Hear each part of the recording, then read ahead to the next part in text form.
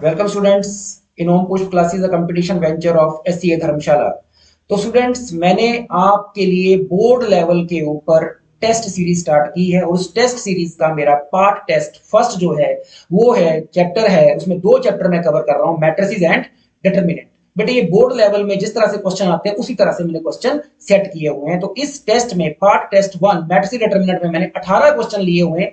उन 18 में बेटे 10 क्वेश्चन मैंने मल्टीपल चॉइस क्वेश्चन लिए हुए हैं, 5 क्वेश्चन बेटे मैंने असर्शन और रीजन लिए हुए हैं, 2 क्वेश्चन बेटे मैंने केस बेस्ड स्टडीज के लिए हुए हैं और एक क्वेश्चन बेटे 5 मार्क्स का मैंने लिया। तो कुल मिला के 18 क्वेश्चंस का मैंने एक टेस्ट बनाया है। इस टेस्ट को मैं आपको फुली सॉल्व करके दिखाऊंगा। पहले लेक्चर में मैं आपको पहले 10 एमसीक्यू सॉल्व करके दिखाऊंगा, 2 या 3 वीडियोस में मैं ये आपका पूरा टेस्ट सॉल्व करके दिखाऊंगा। तो चलो स्टार्ट करते हैं। First question, first multiple choice question, question number 1। A matrix A equal to Aij 3 cross 3 defined by this one. Then the number of elements in A which are more than 5 is R, जो भी होगा। हमें बेटे 3 order का एक matrix लेना है और बेटे ये मैंने 3 ऑर्डर का एक मैट्रिक्स बनाया और मैट्रिक्स के एलिमेंट ए आई जे हैं, ये तो आपको बनाना आता है। तो पहला एलिमेंट आपका ए 1 1 होगा, फिर ए 1 2 होगा, ए 1 3 होगा, 2 1 होगा, 2 2 होगा, 2 3 होगा और थर्ड रो में ए 3 1 होगा, 3 2 होगा, 3 3 होगा। ठीक है, ये 3 ऑर्डर का मैंने एक मैट्रिक्स ले लिया। इस क्वेश्चन में इंपॉर्टेंट यहां पे बेटे ये है, वो हमें कह रहा है कि जो मैट्रिक्स के एलिमेंट है A11 A12 A13 जो भी है जर्नल ए आई जे, बोलते हैं जो एलिमेंट है ए आई जे, इसमें कहता है कि जब ए आई जे में आई और जे कैसे होंगे, इक्वल होंगे। आई और जे कैसे होंगे, इक्वल। तो आपने क्या नंबर यूज करना है, ए आई जे की जगह क्या यूज करना है, 5। तो सबसे पहले देखते हैं आई और जे इक्वल कब है। देखिए इस वाले एलिमेंट, इसमें इस एलिमेंट में देखो आई और जे इक्वल है 1 1। इस वाले में देखिए आई और जे इक्वल है 2 2। इस वाले में देखो आई और जे इक्वल है 3 3। तो यहां पे आपको उसने कहा है ए आई जे इज इक्वल टू 5 है जब आई और जे इक्वल है। तो यहां आई और जे 1 1 2 2 3 3 इक्वल है। तो यहां आप कौन सी एलिमेंट भरेंगे बेटे, 5 5 और 5, पहली बात। दूसरी बात है कि जब आई जे से छोटा है, क्या कहता है कि जब आई जे से छोटा है तो आपने ए आई जे किस फॉर्मूला से निकालने हैं, 2i प्लस 3j से निकालने, 2i प्लस 3j से निकालना है। कब, जब आई जे से छोटा है। आप इस एलिमेंट में देखिए A21 में, A21 में आप देखेंगे बेटे 21 में जो आई है वो जे से बड़ा है, 2 में बराबर है। ठीक है, 1 2 में अगर आप देखेंगे तो आई जे से छोटा है और आई जे से छोटा है तो आपने ये फॉर्मूला यूज करना है। तो 1 2 में ये फॉर्मूला लगेगा, 2 1 में ये नहीं लगेगा। 1 2 में कौन सा फॉर्मूला लगेगा बेटे, ये वाला, आई जे से छोटा है तो ये वाला फॉर्मूला लगेगा। 2 आई की जगह 1, 3 जे की जगह 2 और कितना आ गया ये 2 3 2 6 6 प्लस 2 8। तो क्या एलिमेंट आ गया, A12 की जगह आपके पास क्या आ गया 8।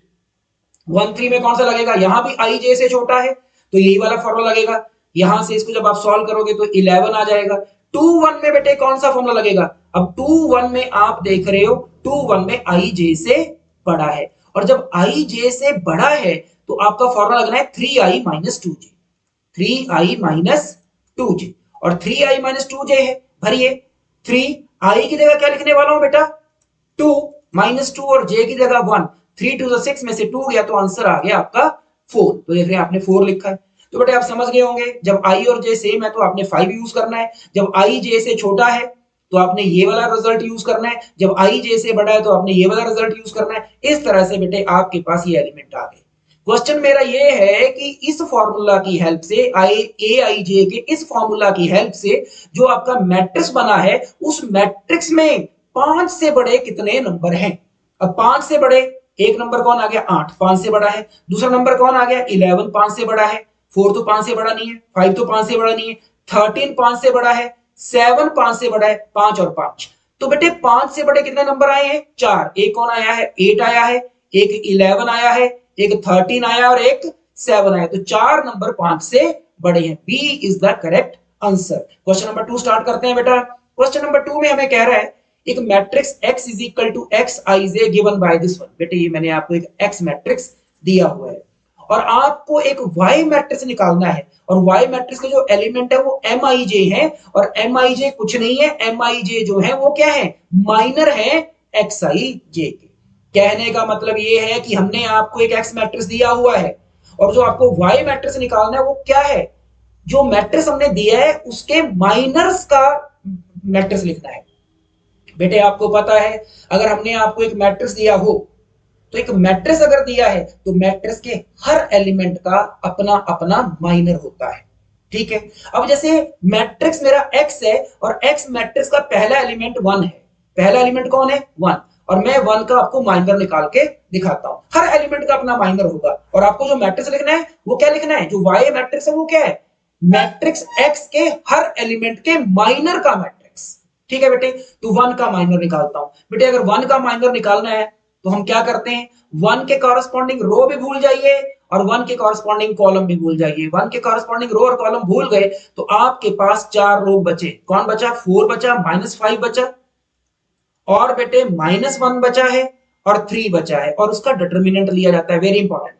ठीक है, और डिटर्मिनेंट सॉल्व करना आता है, फोर थ्री जा 12 माइनस और माइनस वन और माइनस फाइव की मल्टीप्लाई प्लस के फाइव और 12 में से फाइव गया तो क्या आ गया, सेवन।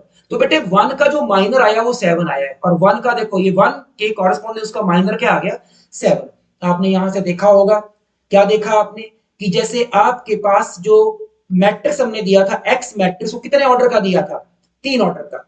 ठीक है, और मैंने आपको कहा कि मैट्रिक्स के हर एलिमेंट का अपना माइनर होता है और यहां आपने देखा कि जब मैंने वन का माइनर निकाला और जब वन का माइनर निकाला तो वो क्या है, एक चीज क्या है कोई पूछे तो डिटर्मिनेंट है। और कितने ऑर्डर का डिटर्मिनेंट है बेटे, दो ऑर्डर का डिटर्मिनेंट है। आप यहां से ये सीख गए कि अगर हमने आपको तीन ऑर्डर का एक मैट्रिक्स दिया हो तो उस मैट्रिक्स के किसी भी एलिमेंट का अगर आप माइनर निकालें तो वो एक डिटर्मिनेंट होता है। और कितने ऑर्डर का डिटर्मिनेंट होता है, एक ऑर्डर कम का डिटर्मिनेंट होता है।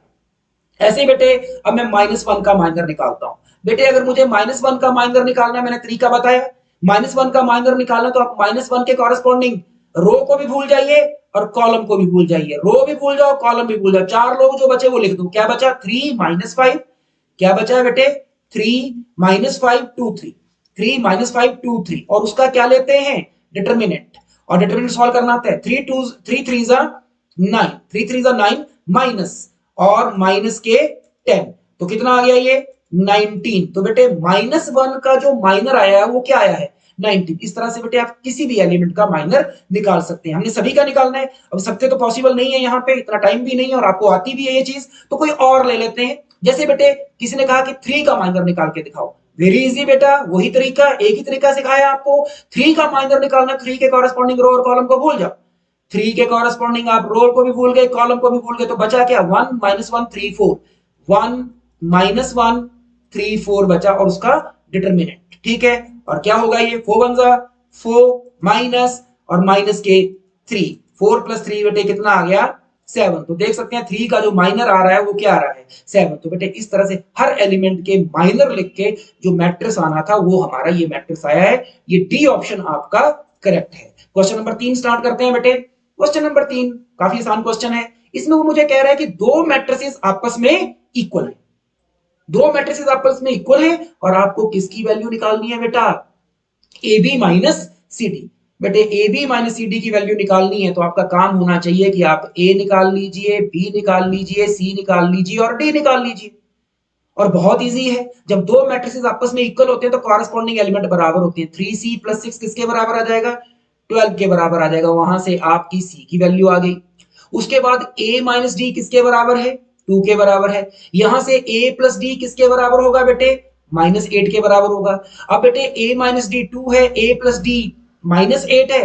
अगर मैं इन दोनों को ऐड कर दूं, इन दोनों को a माइनस डी और a प्लस डी को ऐड कर दूं, माइनस डी से डी कट जाएगा, a प्लस a क्या आ जाएगा 2a और 2 माइनस 8 क्या हो जाएगा माइनस 6 और यहां से a की वैल्यू कितनी आ गई बेटे, माइनस 3 आ गई। इस तरह से a की वैल्यू भी आ गई।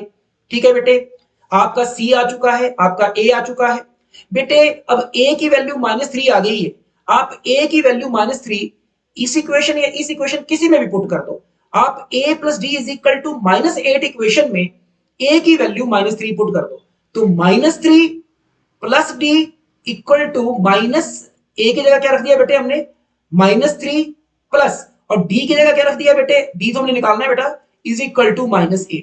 तो डी की वैल्यू क्या आ गई, -8 प्लस 3। तो बेटे डी की वैल्यू कितनी आ गई, -5 आ गई। डी आपका -5 आ गया बेटे, डी की वैल्यू आ गई। और एक और एलिमेंट अभी इक्वेट कर सकते हैं हम, 2 - 3 भी किसके बराबर है, -4 के बराबर। और 2 - 3 भी अगर -4 के बराबर, तो बी की वैल्यू क्या आ गई, 2। तो बेटे आपने ए बी सी डी सब निकाल दिए। तो फिर अब आप मुझे बताइए कि आपका A B minus C D किसके बराबर होगा। ए की वैल्यू कितनी है बेटे, -3 इंटू बी की वैल्यू कितनी है बेटे, 2 माइनस सी की वैल्यू कितनी थी बेटे, 2, डी की वैल्यू कितनी है बेटे, -5। तो कितना आ गया बेटा ये, -6 प्लस के 10, 10 में 6 गया, 4 इज योर आंसर। तो 4 ऑप्शन आपकी है, ए ऑप्शन आपका सही है। तो ए आपका सही आंसर आया। चलिए क्वेश्चन नंबर 4 स्टार्ट करते हैं। क्वेश्चन नंबर 4 में वो हमें कह रहा है, the number of all possible matrices of order 2 cross 3, ठीक है, विद ईच एंट्री 1 और 2 इज। मुझे वो कह रहा है कि 2 क्रॉस 3 ऑर्डर के मैं कितने मैट्रिसेस बना सकता हूं, और मैट्रिक्स का हर एलिमेंट या तो 2 होना चाहिए या 3 होना चाहिए। तो सबसे पहले 2 क्रॉस 3 ऑर्डर का हम एक मैट्रिक्स बना लेते हैं। 2 क्रॉस 3 ऑर्डर के मैट्रिक्स का मतलब कि उसमें 2 रो होंगी और 3 कॉलम होंगे। 2 रो होंगे, जैसे ये एलिमेंट में ऐसे रफ जैसी लिख रहा हूं मैं, ये 2 रो हो गई और 3 कॉलम हो गए, 2 रो और 3 कॉलम। अब आपको ये एलिमेंट भरना है, और भरने की कितनी ऑप्शन है आपके पास, 2, या तो 1 या 2। तो इसे आप पहले इस एलिमेंट को आप कितने वे से भरोगे, 2 वे से। इस एलिमेंट को भी कितने वे से भरोगे, 2 वे। 2 ही वे, या तो यहाँ 1 भरोगे या 2 वे, 2 भरोगे। इसे भी कितने वे से भरोगे, 2 वे से। इस एलिमेंट को भी कितने वे से भरोगे, 2 वे से। इस एलिमेंट को भरने की कितनी ऑप्शन है, 2। इसको भी भरने की कितनी ऑप्शन है, 2। तो बेटे ये वाला भी भरना है, पहला एलिमेंट भी भरना है 2 वे से, दूसरा एलिमेंट भी भरना है 2 वे से, तीसरा एलिमेंट भी भरना है 2 वे से, फोर्थ भी भरना है 2 वे से, फिफ्थ भी भरना है 2 से, सिक्स्थ भी भरना है 2 से, और एक सेम नंबर 2, क्योंकि यहां वेज है। और आपको पता है वेज अगर 1 भी भरना है, पहला एलिमेंट भी भरना है, एंड दूसरा भी भरना है, एंड, और यहां एंड हो तो यहां क्या होता है, मल्टीप्लाई होता है, आपको पता है। 2 जो है कितनी बार मल्टीप्लाई कर रहा है, 6 बार। तो आंसर क्या आ जाएगा, 2 की पावर 6, एंड यू नो 2 की पावर 6 इज 64, और 64 is your C option is your correct answer. Question number 5 करते हैं बेटे। क्वेश्चन नंबर 5 एक इंपॉर्टेंट क्वेश्चन है, ठीक है। ए और बी दो स्क्वायर मैट्रिक्स दिए सच दैट ए बी जो है वो ए के बराबर है। ए बी ए के बराबर है और बी ए जो है बी के बराबर है, तो आपको ए स्क्वायर निकालना है। बेटे इसे मैं सॉल्व करके दिखा देता हूं। जैसे उसने हमें कहा है कि ए बी ए के बराबर है और बी ए बी के बराबर, और आपको निकालना क्या है, ए स्क्वायर। तो ठीक है भाई, अगर ए स्क्वायर निकालना है तो निकालते हैं हम ए स्क्वायर। बेटे ए स्क्वायर को बच्चे मैं ए इंटू ए बोल सकता हूं, बिल्कुल बोल सकता हूं। अब बेटे इस ए का जो नाम है, इस ए की जगह में, क्योंकि उसने कहा है कि ए किसके बराबर है, ए बी के बराबर है, तो इस ए की जगह बेटे मैं लिख देता हूं ए बी। क्या लिख दिया मैंने, ए की जगह क्या लिख दिया, ए बी, और इनटू में ए तो ऊपर पहले ही है। ठीक है बेटे, ये मैंने पहले वाला यूज कर लिया। अब बेटे बी ए का भी नाम, इस ए को मैं ऐसे उतार देता हूं, और इस बी ए का नाम क्या है बच्चे, बी है, तो इस बी ए की जगह मैं क्या लिख देता हूं, बी। ठीक है कि नहीं, तो ए इंटू बी आ गया, और फिर से ए इंटू बी किसके बराबर है बेटा, ए के बराबर है। तो बेटे आपने क्या प्रूव कर लिया कि ए स्क्वायर किसके बराबर आ गया, ए के बराबर। तो A square equal to A, B option is your correct answer. Question number 6 start करता हूं बेटे। क्वेश्चन नंबर 6 वेरी इंपॉर्टेंट सम।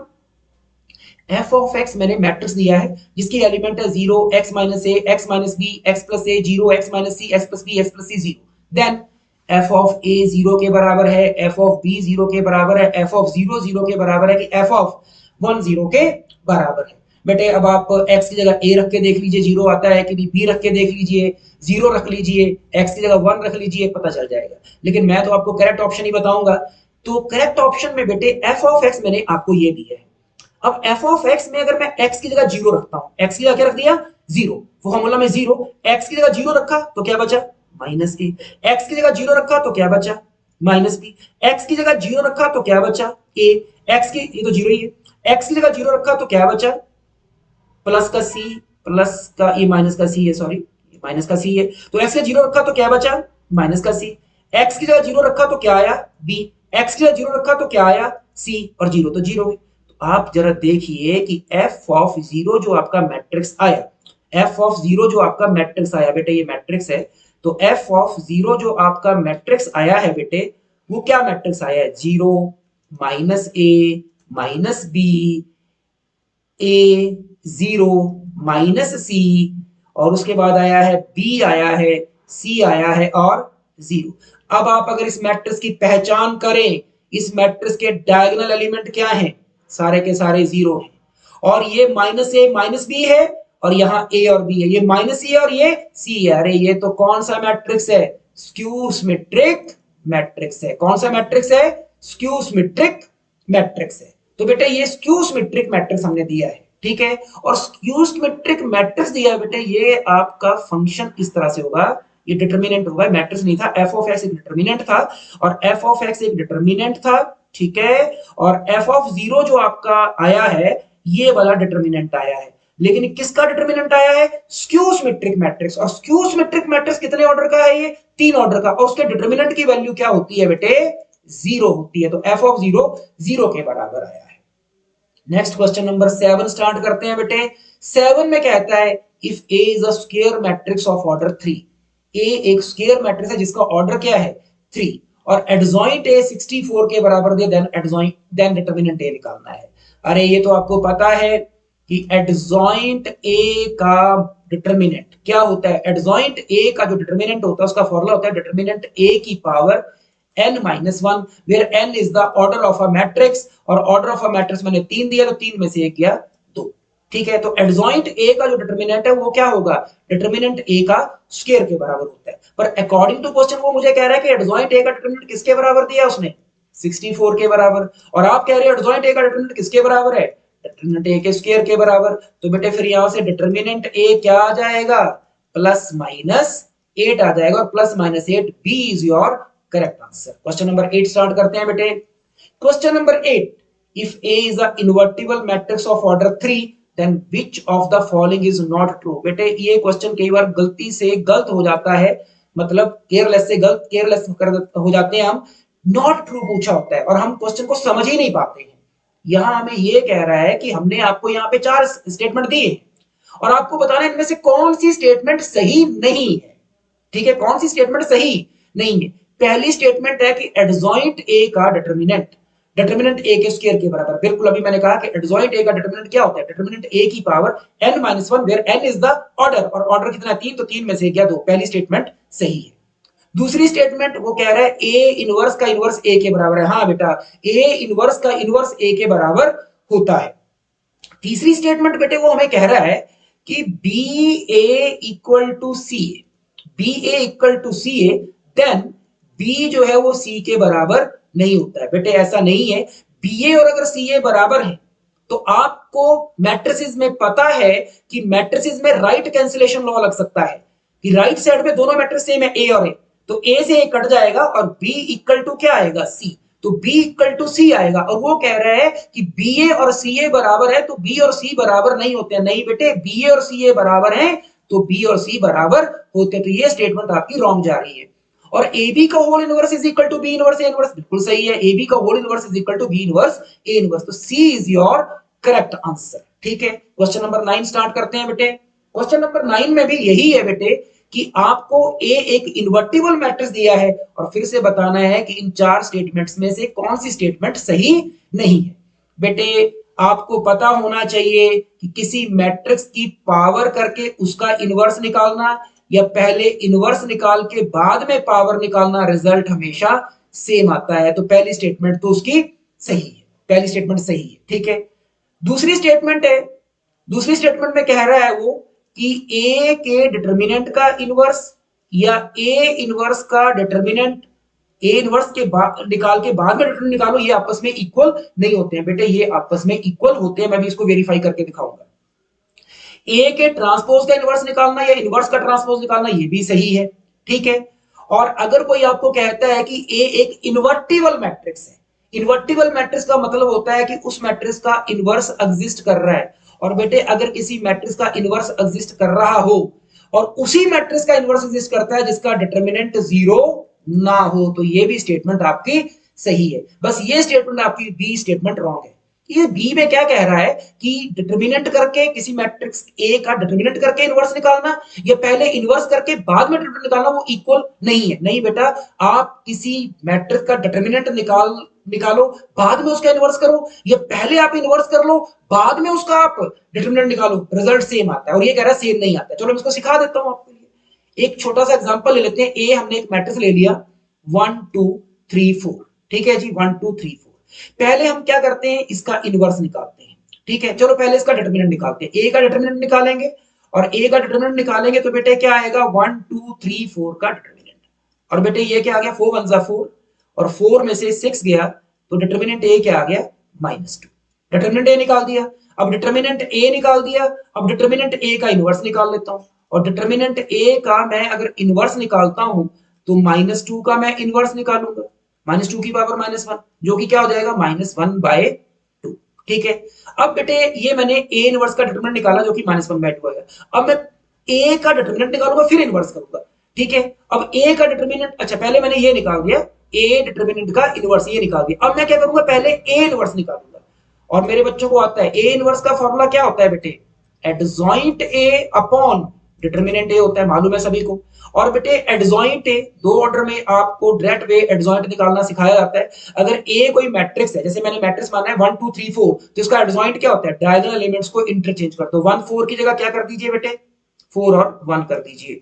और जो नॉन डायगोनल एलिमेंट उनके साइन चेंज कर दो, 2 का साइन -2 कर दो और 3 का साइन -3 कर दो। ओवर में डिटरमिनेंट ए, और डिटरमिनेंट ए तो आपको पता ही है, अभी निकाला आपने क्या, -2।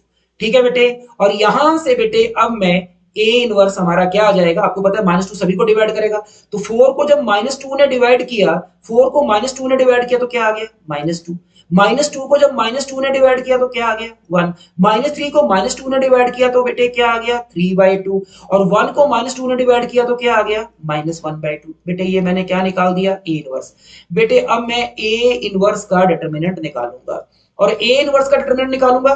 कौन है ए इनवर्स, -2 1 -3/2, 3/2 माइनस नहीं, 3/2 एंड -1/2 का डिटरमिनेंट। सॉल्व करता हूं बेटे इसको, और सॉल्व करूंगा तो आपको पता है क्या होगा, -2 इंटू -1/2 माइनस, और माइनस दिस इंटू दिस क्या हो जाएगा बेटे, 3/2 इंटू 1। और आपको मालूम माइनस माइनस प्लस 2 से 2 कट गया, 1 -3/2, और 1 -3/2 कितना आ गया बेटे, फिर से -1/2।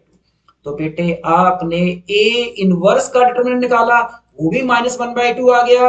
आपने ए इनवर्स का डिटरमिनेंट निकाला, वो भी -1/2 आ गया। आपने ए डिटरमिनेंट करके इनवर्स निकाला, वो भी -1/2 आ गया। तो ये वो बोल रहा था इक्वल नहीं है, नहीं भाई ये आपस में इक्वल होते हैं। तो ये आपकी करेक्ट ऑप्शन गई है। नेक्स्ट क्वेश्चन नंबर 10 स्टार्ट करते हैं, लास्ट क्वेश्चन। बेटे if x is equal to -4 is the root of this equation, ठीक है, then the sum of other two roots is, ठीक है। बेटे हमने आपको ये एक डिटरमिनेंट दिया है और हम आपको कह रहे हैं कि -4 इसका रूट है, तो बाकी अदर जो दो रूट है उनका आपने हमें बताना है, सम बताना है।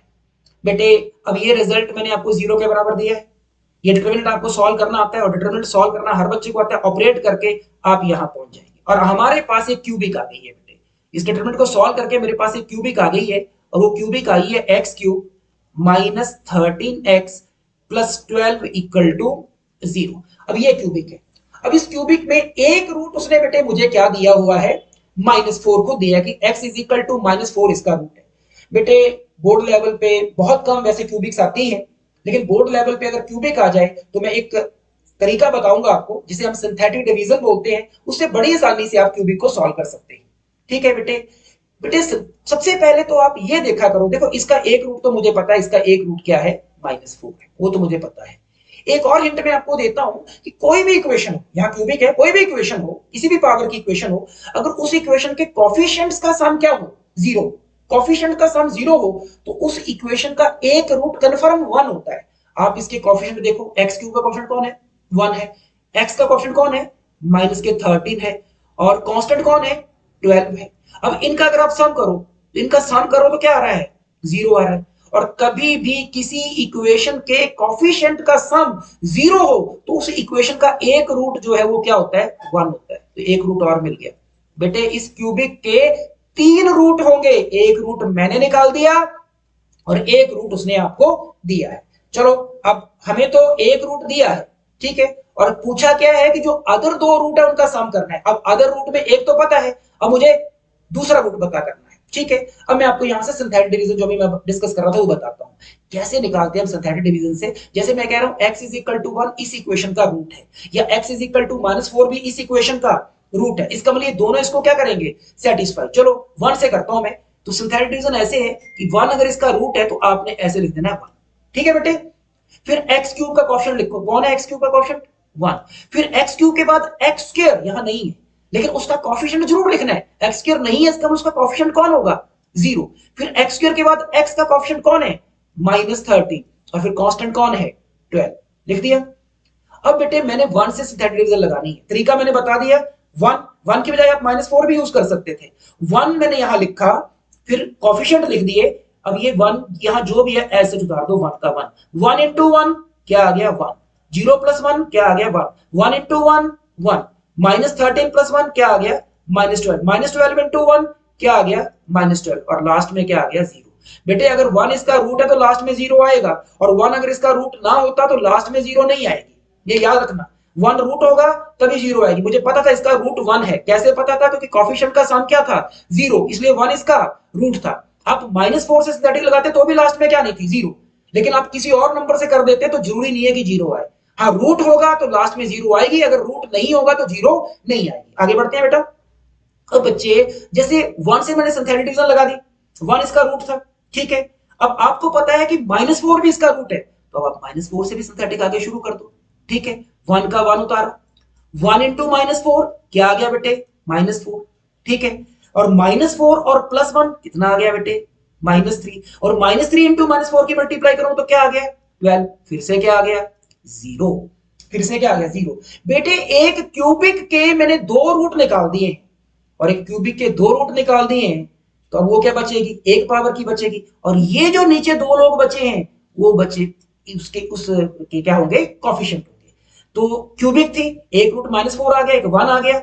अब जो बचा नीचे क्यूबिक में 3 रूट होते हैं, 2 निकल के तो क्या बचेंगे लीनियर, और लीनियर में क्या होगा x होगा, और ये जो 1 है उस x का कॉफिशिएंट होगा, तो 1 into X -3 equal to 0। I mean to say x -3 equal to 0, it means x is equal to 3। तो कितने रूट आए, -4 उसने दिया था, 1 मैंने निकाला और 3 मैंने निकाला, और -4 के अलावा जो बाकी 2 रूट आए हैं 1 और 3, उनका क्या करना था सम, और 1 और 3 का सम बेटे क्या आ गया 4। तो 4 is your right answer, A option is correct. तो बेटे इस तरह से मैंने ये 10 एमसीक्यू किए हैं। अगले लेक्चर में बेटे मैं असर्शन रीजन कराऊंगा, लेकिन उसमें पहले मैं आपको असर्शन रीजन क्वेश्चन सॉल्व करने के शॉर्टकट सिखाऊंगा, फिर मैं क्वेश्चन स्टार्ट करूंगा। थैंक्स फॉर वॉचिंग, जय हिंद जय भारत।